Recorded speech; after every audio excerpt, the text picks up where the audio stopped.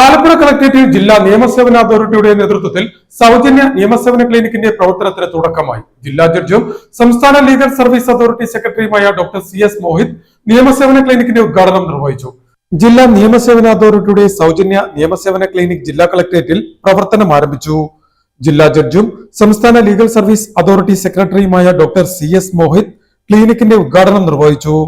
സാധാരണക്കാരിലേക്ക് വേഗത്തിൽ നിയമസഹായം എത്തിക്കുന്നതിനും കൂടുതൽ സഹായം ആവശ്യമുള്ള കേസുകൾ കോടതിയുടെ ശ്രദ്ധയിലേക്ക് എത്തിക്കാനും നിയമസേവന ക്ലിനിക്കിലൂടെ സാധിക്കുമെന്ന് ജില്ലാ ജഡ്ജ് വ്യക്തമാക്കി.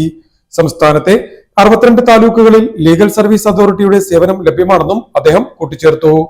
എല്ലാ മാസവും ആദ്യത്തെയും അവസാനത്തെയും ബുധനാഴ്ചകളിൽ കളക്ടറേറ്റിലെ 2ാം നിലയിൽ പ്രവർത്തിക്കുന്ന ക്ലിനിക്കിൽ പൊതുജനങ്ങൾക്ക് സൗജന്യ സേവനം ലഭ്യമാക്കും.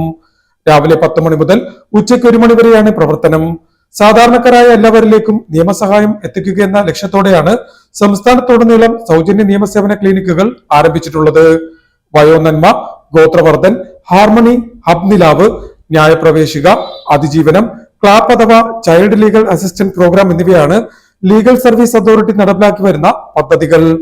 ചടങ്ങിൽ ജില്ലാ collector Alex Varghese, senior civil ജഡ്ജും ജില്ലാ ലീഗൽ സർവീസസ് അതോറിറ്റി സെക്രട്ടറിയുമായ പ്രമോദ് മുരളി, ADM ആശാ C. എബ്രഹാം, ജില്ലാ സപ്ലൈ ഓഫീസർ K. മായാദേവി, പൊതുമരാമത്ത് കെട്ടിട വിഭാഗം executive engineer I. Ramla Baby, മറ്റുദ്യോഗസ്ഥർ തുടങ്ങിയവർ ചടങ്ങിൽ സംബന്ധിച്ചു.